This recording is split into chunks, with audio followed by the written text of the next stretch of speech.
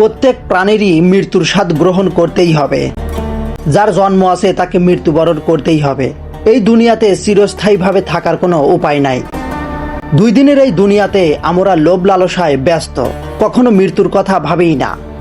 তবে মৃত্যু অনেক সম্মানের, তাই মৃত্যুর সময় হলে সাদরে গ্রহণ করা ছাড়া কোনো উপায় নাই।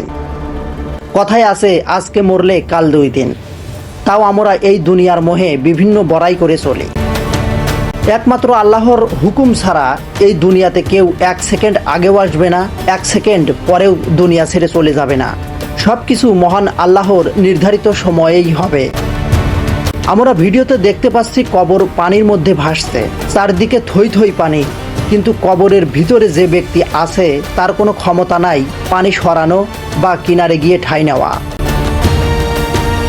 এই দুনিয়ার বাহাদুরি কয়দিন, যদি সঠিক ইবাদত না করে মৃত্যুর কাছে ধরা দেই।